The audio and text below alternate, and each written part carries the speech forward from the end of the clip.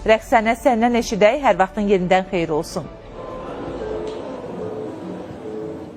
Salam Şinarə, hər vaxtınız xeyir olsun. Sizin də vurğuladığınız kimi bugün ölkəmizdə ilk dəfə olaraq data, ERP və süni intellekt mövzusunda zirvə keçirilir və təbii ki, bu ilk dəfə olaraq keçirilir. 3 paneldən ibarətdir və ilk paneli saat 11:00-da başlayacaq. Onunla bağlı informasiyaları diqqətinizə çatdıracaq və bu forumun keçirilməsinin əsas mahiyyəti günümüzdə rəqəmsal transformasiya ilə bağlı Azərbaycanın rəqabət qabiliyyətinin artırılmasıdır və daha detallı, təfərrüatlı informasiyanı ümumiyyətlə günümüzdə süni intellektin önəmi və digər istiqamətlərdə panel mövzuları ilə bağlı informasiyaları ilə qonağın, yəni forumun tərəfdaşlarından biri olan tərəfdaş heyətinin üzvü Rəşad Qurbanovdan alacağıq. Xoş gördük Rəşad bəy. Buyurun təfərrüatları sizdən eşidək.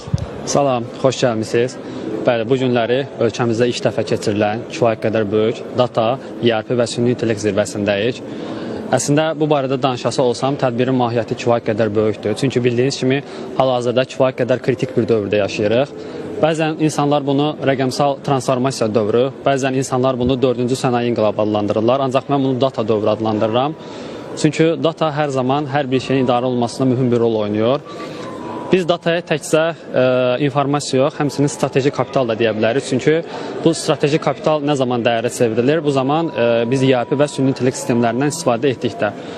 Forumun üstünlüyündən, forumun iştirakçılara qatacağı dəyərdən danışası olsaqsa, forum kifayət qədər geniş səviyyədə təşkil olunubdur və hal-hazırda ölkəmizdə data və süni intellektlə bağlı böyük səviyyədə işlər görülür. Misal olaraq, ölkə başçımız cənab prezident İlham Əliyevin 2025-2028-ci illər üçün süni intellekt strategiyasını təsdiq etməsi ölkəmizin AI, data təhlükəsizliyi, kadr hazırlığı sayəsində kifayət qədər dayanıqlı işlərin görüldüyünün bir əyani sübutudur və bu günləri ölkəmiz üçün data və süni intellekt informasiyanın, idarə etmənin və infrastrukturun əsas sütunlarından biridir.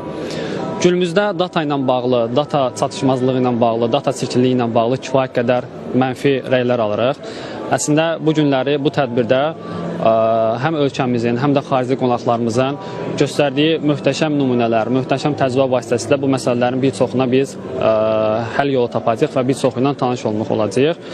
Əlavə olaraq, bizim süni intellektlə bağlı burada təqdim etdiyimiz həllər var. O süni intellekt həlləri həm ölkəmizin özəl şirkətləri üçün, həm də dövlət səviyyəsində kifayət qədər böyük uğurlara imza atacaq bir həllərdir.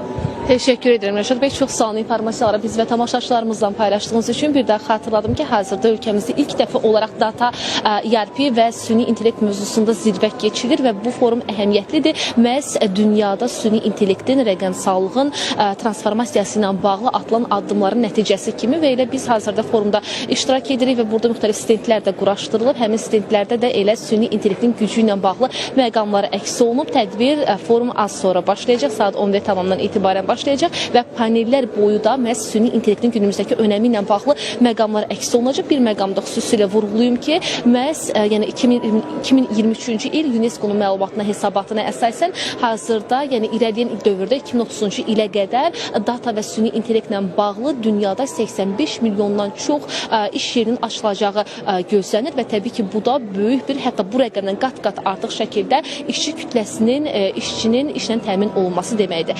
Yəni bu da elə önəmin, süni intellektin önəmli, datanın, informasiyanın günümüzdəki önəmli bir daha vurğulayır. Çatdırı biləcəklərimiz bu qədərdir. Sözü yenidən sizə ötürürəm. Təşəkkürümü bildirirəm Rəqsənə, ətraflı informasiyanı bizə ötürdüyünə görə.